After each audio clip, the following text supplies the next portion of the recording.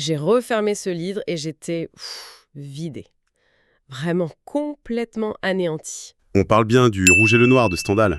On va plonger dans une lutte psychologique, une ambition tellement intense qu'elle consume tout. C'est une histoire troublante. Et on suit un jeune homme, Julien Sorel.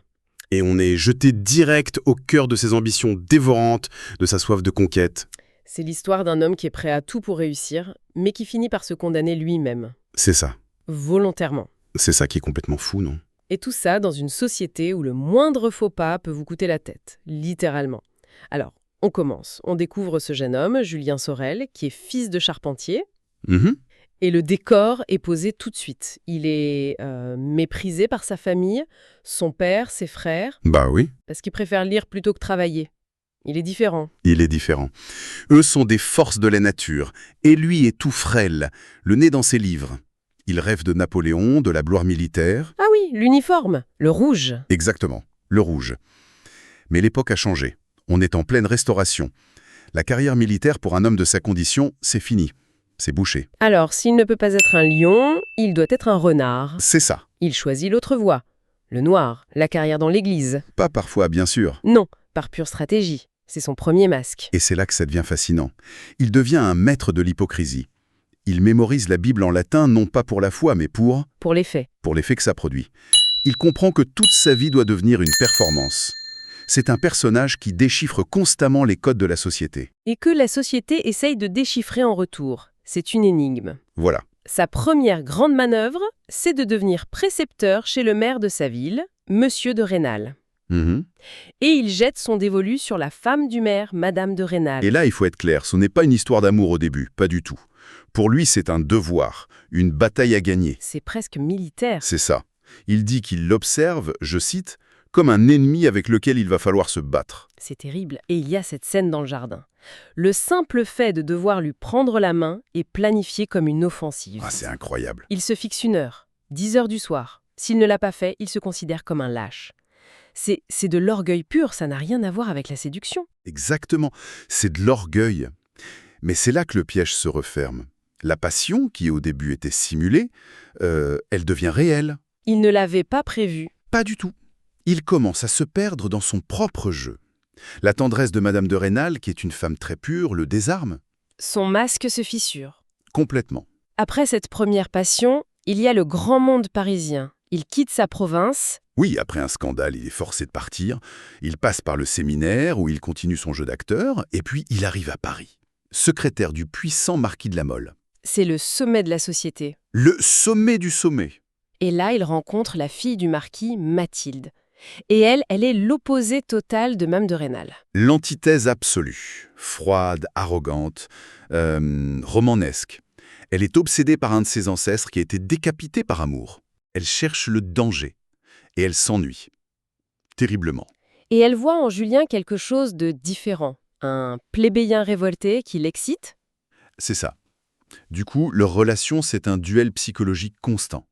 Il ignore, elle le poursuit. Il la séduit. Elle le méprise. C'est un jeu sans fin. Il doit même utiliser des stratagèmes complètement fous pour la conquérir. Oui, il écrit des lettres enflammées à une autre femme juste pour la rendre jalouse. C'est une manipulation totale. Une relation toxique et fascinante. Pour elle, il est comme un prince déguisé. C'est ça qui lui plaît. Et contre toute attente, cette stratégie, elle fonctionne. Au-delà de tout, Mathilde tombe enceinte, elle est follement amoureuse. Le marquis est furieux au début, mais il finit par céder. Et là, c'est l'apothéose. C'est le triomphe. Julien obtient tout ce dont il avait toujours rêvé. Un titre de noblesse. Une commission de lieutenant, son fameux uniforme rouge, La fortune. et un mariage avec une des plus grandes aristocrates de France.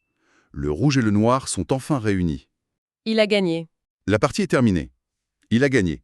Mais alors qu'il est tout en haut, au sommet, une lettre arrive. Ah oui. Une lettre de Madame de Rênal. Écrite sous la contrainte, qui le dépeint comme un arriviste sans scrupules. Et en une seconde. Tout s'effondre. Le marquis annule tout. Et la réaction de Julien, cette fois, elle n'est pas calculée. Non. C'est purement passionnel, c'est violent. Foudrage, il retourne dans sa ville natale. Hmm. Il achète un pistolet, Oui, il entre dans l'église pendant la messe, il voit Madame de Rênal, et il tire. il est arrêté, bien sûr. Jugé. Il risque la guillotine. Mais au procès, au lieu de plaider pour sa vie, Il prend la parole. Il pourrait se sauver. Il a juste à jouer un dernier rôle. Exactement. Mais il refuse. Il prononce un discours qui, en fait, assure sa propre condamnation. Il accuse ses juges, il dénonce la société. Il leur dit en face, « Vous me condamnez parce que je suis un fils de paysan qui a osé franchir la barrière de classe. » C'est ça? En faisant ça, il choisit la mort. Alors, la question finale, c'est celle-là. Pourquoi?